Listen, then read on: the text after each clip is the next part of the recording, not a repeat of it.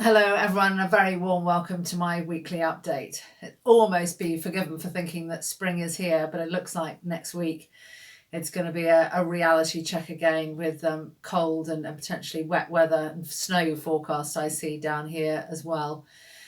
And I'm delighted that today the Countryside Code is at long last being launched. So a total revamp, really working closely. We have been throughout with Natural England getting these messages across. It's a really key time. I mean, there are challenges without doubt out there with people not using the countryside responsibly, leaving litter, dogs not on leads. A very, very strong message about keeping your dog on a short lead. So that's great to get that out there today. There'll be a lot going on social media and really trying to sort of spread the word as much as we possibly can. And I'm also really pleased next week that we will be looking at regenerative agriculture. Now, in the first instance, this is not telling you how to farm. This is really just trying to, I guess, bring to life a lot of what is sort of getting pick up at the moment, to a certain extent, a lot of what we're already doing and don't necessarily always realise that the terminology that it is called by. But we've got an event on Regen Ag. Tom Bradshaw will be leading it, and he'll be joined by Diane Mitchell from our environment team. Also, Michael Kavanagh, Shropshire farmer who's practicing regenerative agriculture, and Phil Jarvis, who is farm manager of the Allerton project and chairman of the voluntary initiative. So it looks like, I think, being a really interesting event, and please do sign up and join. That's on next Wednesday morning.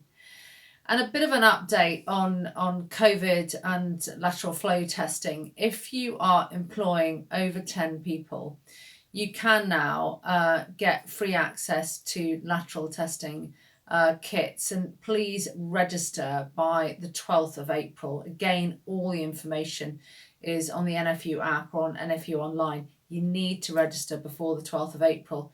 And there is also going to be bespoke testing for seasonal workers to come in. So really encouraging all growers to make sure that you are registered and have access to all this advice and the testing that is available. I know for many that this has been, long-term needed, and I'm delighted to see that it is now happening.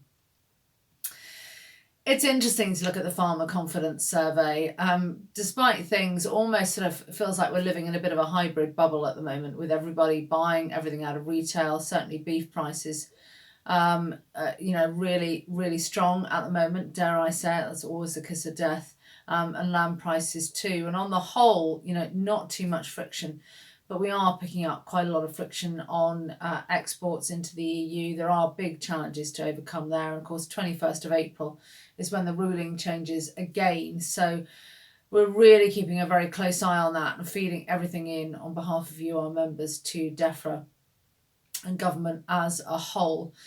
But that Pharma Confidence survey shows, I guess the take-home message is that 78% of farmers and growers surveyed are really concerned about the phase-out of BPS.